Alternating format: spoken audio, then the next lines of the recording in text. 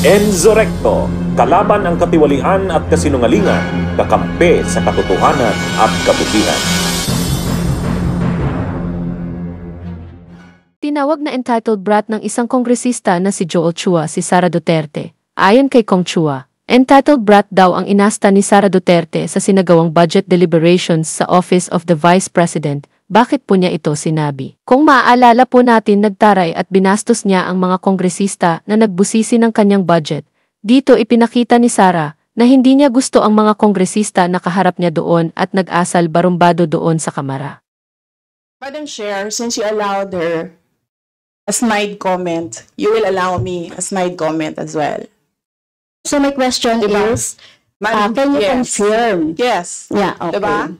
Okay. Yes, Madam Chair. So, Before you proceed, may I remind both our guests and our resource You should have reminded persons her to when she said the refrain line, diba? I called your attention, Madam Chair. You did not recognize me. So, ngayon, sasabihin ko na, if you allowed her that, you allowed me a snide comment as well. Madam Chair, I do not understand. Bakit a person convicted of child abuse is still sitting in a seat? You allowed her a snide comment and then you will not allow me? Please wait A to be snide recognized. comment? I will make this easy for you. What rules are we using for this budget hearing? We have our rules Yes, ma'am. adopted by the Committee on Appropriations. Right, okay. We searched for that rule. So, we only found the general rules. So, we have a copy of the rules for the budget hearings. Narinig mo yung sinabi niya, ma'am? Narinig mo yung please proceed. nakikinig ka sa kanya kanina? Absolutely. Walang rules dito. Please proceed and answer the question. It's a very simple question. Diba? Please explain. Kong, let's now go to the budget deliberations. You were there in the room last Tuesday. You were among the more than a dozen lawmakers, maybe nearly 24 lawmakers, who interpellated the Vice President and didn't really get anything from her. How would you describe the way that the Vice President acted during that hearing? Like an entitled brat. Diba? Siguro, in their city, sanay siya na nakukuha niya lahat yung ginusto niya. Pero dito, her budget is being scrutinized. So, well, in as much as siguro siya, na-frustrate siya sa amin, may rin, na-frustrate din sa mga ipinapakita niya. Because I think the lawmakers are just doing their job. Kami po, that is part of our job, to scrutinize the budget, not only the budget of the Office of the Vice President, but also all other departments. So, there's nothing new sa ginagawa namin. Kong, Vice President Sara Duterte was insistent that the questions during that hearing should be limited to her budget request for 2025. Dahil yung budget na yon walang request for confidential funds. She's also saying, pati na rin sina Congresswoman GMA, that if you wanted to interrogate her, tanungin niyo siya kung paano niya ginasta yung kanyang budget sa current year, na wala rin naman daw, wala ring confidential funds. Visibly naiinis si Vice President Sara kasi tinatanong niyo siya ng mga tanong patungkol sa paggastos niya from 2022 pa dahil yung confidential funds ay from 2022. So, ikaw, Congressman Joel, how would you rebut that? How would you respond to that argument by the Vice President? Well, sa paggamit naman ng budget, syempre, ang magiging basis mo yung mga past spending niya eh. So, paano niya ginamit eh? Whether yung budget niya for 2023, 2022, lahat yan, syempre, titignan mo before you approve the 2025 budget. And what will be our basis? Syempre, yung mga past spending niya. Now, why we question the confidential fund only now? because it was only now that we were able to get hold of the documents. It was actually during the committee hearing,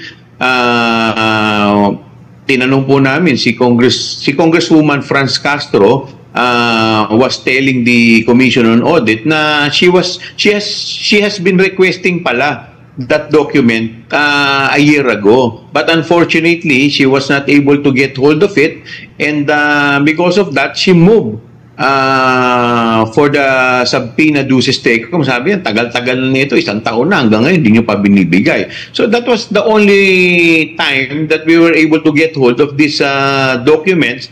Kaya syempre naman, normal naman na tanungin namin, and unfortunately what we saw on that document is notice of disallowance. So syempre kailangan namin matanong muna siya bakit nagkaroon ng ganung problema. So how will we be able to give her the 2025 budget kung yung past budget naman pala medyo hindi niya naaalagaan ng maayos? And to tell you frankly, hindi po barya ang hinihingi niya. That is more than 2 billion budget.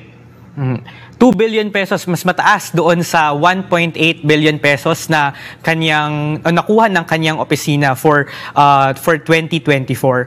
Kung kanina you were taking a swipe din at Vice President Sara for supposedly strong arming her way sa Congress deliberations, and you're saying na kung tingin niya nagagawa niya yon sa kanyang nung siya ay alkalde, hindi niya dapat isipin na ngayon na siya ay Vice President she can do it that way also. And during those deliberations noong Tuesday, you were supposed to ask her about her confidential expenses when she was Davao City Mayor. We know that secret funds of Davao City soared when she was mayor there. But the presiding officer last Tuesday, si Marikina 2nd District, Congresswoman Stella Kimbo, stopped you from asking questions related to that because it was supposedly outside the scope of the deliberations. Kung had you been given the chance, what would have been your line of questioning? And how would you relate that to her role as the Vice President? Well, actually, mali yung intindi nila eh.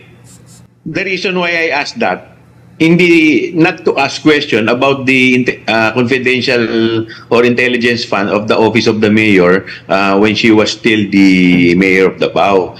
What my point there was, since that time, marunong ka nang gumamit. Kumbaga, at this confidential fund is not new to you. This is not something new to you. Kumbaga, familiar ka na dito. Dati pa, mayor ka pa lang, meron ka ng ganitong pondo. And of course, we are all aware na meron naman talagang COA circular kung paano gagamitin. May scope yan may menu kung paano gagamitin itong confidential fund. So now, ang question ko, bakit itong paggamit mo ngayon, nagkaroon ka ng notice of disallowance? So ibig sabihin, paggamit mo. Samantalang dati ka pang gumagamit nito, but why only now? Bigla ngayon, mali pa rin yung paggamit mo. So, does it follow na pati yung paggamit mo dati, maaaring mali rin? So you're saying, Kong, na dahil naging mayor na siya, naging alkalde na siya dati, she should have known the guidelines related to how confidential funds are being disbursed. Tama po ba?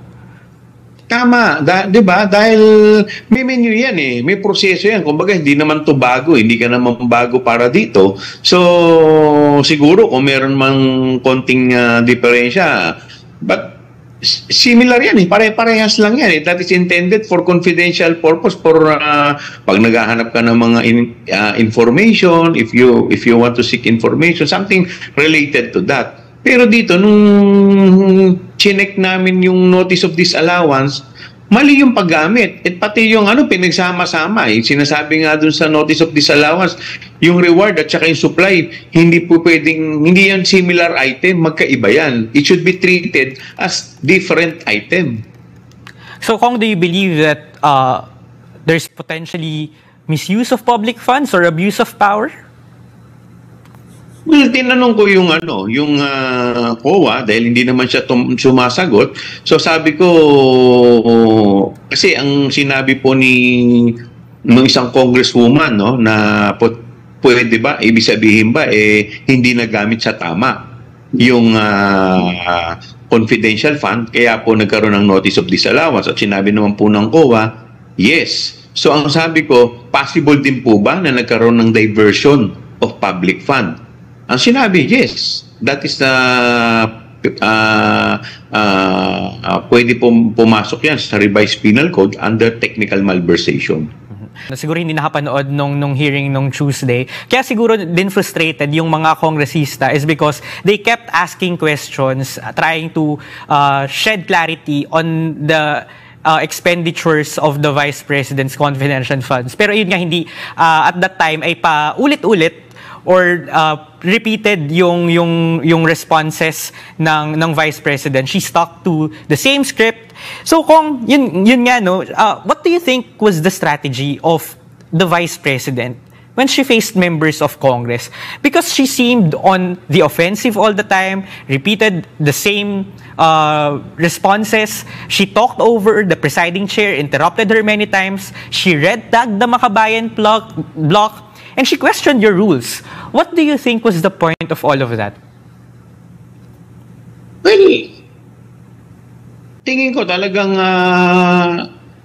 ano siya well, kung mapapansin nun, pumunta siya doon, siya lang mag-isa Wala siyang pinatabi mga staff niya So, the strategy is, to my mind, to make it appear na she is being ganged up by lawmakers.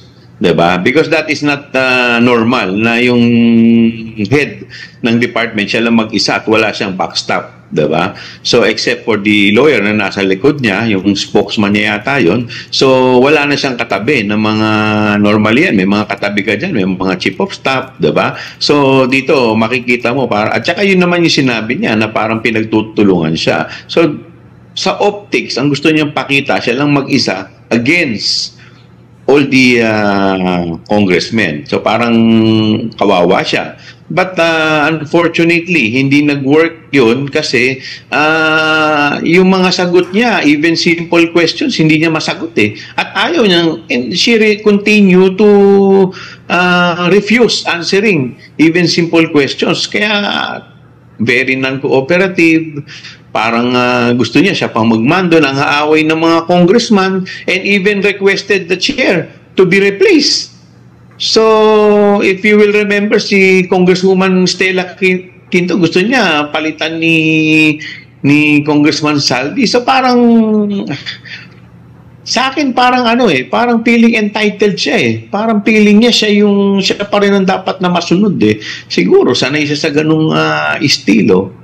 Diba? Tama ba kung you've been in Congress for 2 terms na po ba? Isang term? And how, masasabi niyo po ba that have you seen anything like this before? Have you seen a head of agency acted this way before during budget deliberations in the House? Well, actually, this is only my first term. First term. But for the past 2 years, wala naman nangyaring ganito In fact, they are very cooperative. Lahat ng mga head ng agencies, very cooperative and providing informations to all the lawmakers who are eliciting questions. Diba? Siyempre, normal yun dahil una-una, we have to be reminded that ito pong pinapa-approve sa amin, hindi naman po namin pare-parehas pondo to Pondo po to ng taong bayan. Pinagkakatiwala lamang po doon sa departamento. At sa amin naman po, trabaho namin po to na scrutinize at siguraduhin na itong pondong to ay nagagamit po sa tama. So, paano po namin ma-aprobahan ng isang pondo? Siyempre, paano mo ma-aprobahan yung isang pondo? So, titignan mo yung mga past spendings niya. Paano niya ito ginagasta? Paano niya ito ginagalaw dati? Halimbawa, nagbibigay ka ng pondo, bakit hindi nagagamit sa... Halimbawa, nag-request ng 1 billion, pero ang nagagastos lang pala nila is 400 million. So, bakit may bibigay yung 1 billion? Meron ka bang, yung capacity ba ninyo? Kaya ba ninyo talagang gumastos ng ganyan? O isa po yan. At pangalawa, saan naman nila ginagamit? Tama ba yung mga programa na pinagagamitan po nila? So, these are the questions that should be addressed, that should be asked, and should be addressed by the department, di ba? So, sa akin, yun lang naman yung tingin ko na nangyayari Why do you think Kong Chiu wasn't cited in contempt, given na, alam mo, may mga observations na if other people acted this way sa harap ng mga lawmakers, they would have probably been reprimanded? Well, of course, siyempre, ginagalang pa rin namin yung opisina niya. Sabi nga nila, dapat, kung ayaw mo yung tao, but at least the position, the office of the Vice President, siyempre kahit pa paano bigyan pa rin natin ito ng galang. So kami naman po naging cordial, di ba? Kaya lang, although mapapansin mo yung iba na congressman, medyo talagang napipikon na rin dahil wala rin namang mapiga. In fact, worried din si Congressman Zia Si Congressman Zia, he will be the one to defend the budget on the plenary. So, hindi rin niya alam kung paano niya i-depensa dahil wala naman siya nakuwang information doon sa budget briefing. Kung she's saying, si VP Sara, she's saying there's a script. She's alluding to a deliberate effort by the House to malign her, to use the hearing as a platform to bring her down. What's your take, Congressman? To do our job. Yun po ba yung, yun ang trabaho namin mag-scrutinize ng budget. Kung if she is not hiding something, ano naman po ikakatakot niya? Di po ba? Kung maayos naman po yung paggamit niya ng pondo, ano naman po, kahit naman ano pong tanong namin, kung masasagot naman po niya ng maayos, so at the end of the day, kami rin naman at least makikita mo rin naman. Di ba? But the thing is, wala siyang sinagot Right from the very beginning, lahat naman ang tinanong sa kanya, wala naman po siyang sinagot na maayos So, paano po yung imamalayin siya? So, kung nakakasagot ka naman, bakit namang ikaw mamamalay? Kung tama naman yung sinasagot mo. Just to give our viewers some context, or just to remind our viewers, in the past 2 years, the Office of the Vice President breezed through the budget deliberations in the House Appropriations Committee on the virtue of parliamentary courtesy. In 2022, in 2023, natapos yung budget deliberations in under 20 minutes. So, Kong, walk me through behind the scenes. How did lawmakers know this time around that she will not be given parliamentary courtesy? Because kayo, Kong, you had questions prepared. Other congressmen, other lawmakers, they had slides prepared.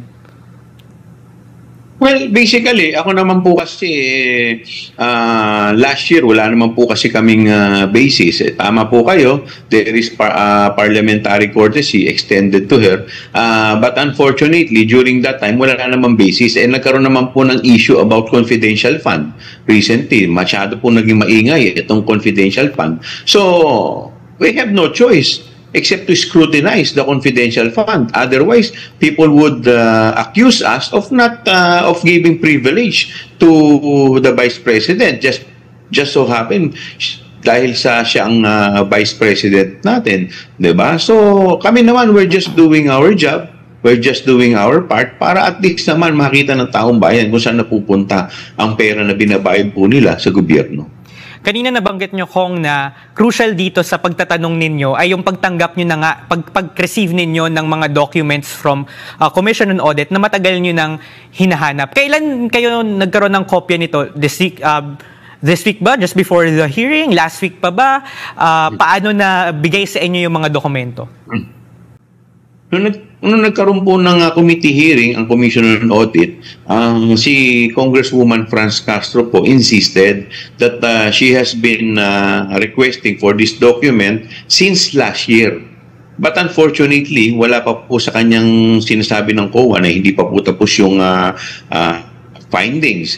Now, tinanong po ni Congresswoman Castro na tapos na ba ngayon? Sabi nila, tapos na. So, meron na ba? Meron na po. So, nung hinihingi po, at sabi ng COA, hindi naman po sila, kasi nga confidential because of the nature of the request. So, ang nangyari po, may justification pong lumabas and then she requested the COA to be subpoenaed, subpoena duces tecum for this document. So, we were informed na nakarating na po to, so we requested for a copy of this document. So, even prior to the scheduled hearing of the Vice President, humingi na po kami. Kailan to, Kong? Una, Last tawag, week? kasi staff ko ang nanghingi eh. Ah. Yung staff ko naman ang nagpa-follow up sa office ng Commission of Appropriation until sinabi nila na make it official, do it in writing. But when were you able to review the documents? Kasi syempre, you were preparing your questions also, di ba, Kong? Yes. I think 2 days or a day before the scheduled hearing. Okay, Kong. And ito ba, may green light ba from the House leadership na pwede kayong magtanong ng questions kay Vice President Sara this time? Wala naman po sinabi. Nagpalista lang ako doon. Pagdating ko po doon, nagpalista ako. Tinanong ko kung po pwede akong magtanong. Sabi lang gano'n, sige po, may mga nauna na eh. So, nagpalista eh. So, nagpalista rin po ako ng pangalan ko. Kung last year ba nagpalista kayo? Hindi eh. Hindi ako umattend dahil nagkaroon ako ng conflict sa schedule eh. Supposedly, I was supposed to attend, but unfortunately, there was a conflict of schedule in my district. So, hindi ako naka-attend doon. Is there an advice or was there an advice given to lawmakers by the House leadership on how to handle the Vice President this time? Just because we know the public persona of the Vice President. She can be combative, quite combative at times. And I know that this is something that House lawmakers are anticipating yung at least yung House budget deliberations na to for the office of the Vice President. So meron bang discussions at least within your circles on how you would address the Vice President, paano siya tatratuhin? Wala naman kaming, personally, wala naman po akong natanggap na instruction eh. I just went there, I requested for a copy, nabigyan ako, inaral ko, may mga questions akong gustong itanong, so nagpunta ako dun sa committee hearing, nagpalista ako, that's it. Okay, Kong. Yun lang naman yung nangyari eh. Kong, the House Appropriation Committee scheduled another round of budget deliberations for the OVP on September 10. At one would think, if she didn't cooperate last Tuesday, what made you think that she would answer all your questions on September 10? So, Kung, if she maintains the same behavior that everyone saw, that you saw, what can you see happening to her budget? Well, I think at least binibigyan pa siya ng second chance, di ba? To address or to shed light on these questions that were thrown at her. But siguro ako, when I was reviewing the budget, 2025 budget, may mga nakita ko ditong mga, yung MOE niya, with respect dun sa mga services na sa tingin ko duplication ng function. Kagaya ng burial, yung mga bete. Naman ginagawa na yun ng mga DSWD, ginagawa na ng DOH. So I think kung hindi niya ma-justify kung paano siya gumamit ng budget, so how can we give her this budget? Diba? Baka mamaya magkaroon na naman ng misuse ng budget. So paano namin mai-justify yan? So ako, personally, mas maganda siguro ibigay na lang ito sa mga proper agency talaga na talagang yun naman talaga yung ginagawa, and maybe doon siya mag-request. Kagaya ng ginagawa ng mga congressmen, ng mga senador, wala naman po kami mga ganong budget sa mga opisina namin So, Kayo, Kong, personally, would you call for a reduced budget of the OVP or support calls for a reduced budget of the OVP if the same behavior that was apparent during Tuesday's deliberation ay makita ulit sa September 10? Ako, I will still give her the benefit of the doubt. No? Bigyan natin siya ng opportunity sa September 10 to at least masagot pa rin ng mga to. Kung nasagot naman niya ng tama, ng maayos, di wala. Diba? So, but if she continue to act that way, siguro we will call for the reduction of her budget. Diba? Lalo na itong mga MOE na sa tingin ko hindi naman dapat nasa opisina niya. To close our show, Kong Joel, your appeal to Vice President Sara Duterte. Well, if she is not hiding something, kung wala naman, di ipaliwanag lang niya na maayos. So, yun lang naman ang gusto namin lahat marinig eh. How you spend your budget. And kami naman, we're just doing our job. Diba? And that is part of our job, to scrutinize the budget. Not only the budget of the Office of the Vice President, but also all other budget, all other departments or agencies who are requesting for this budget, for their budget. So, sana po maintindihan po ninyo. This is just part of our job. The public will definitely tune in when you and other members of Congress try for a second time to get answers from the Vice President. Thank you for your time, Congressman Chua. It's been a pleasure. Maraming salamat po. Mabuhay po kayo. May kulanong salita na ang ibig sabihin dito ay ang pagkakaisa. Bunyog Party List. Halika na, Bunyog Party List ka na. Halika na, Bunyog Party List ka na. Sa susunod, ang atinang suportahan, Bunyog Party List, nagtataguyod ng katotohanan, lumalaban para sa bayan.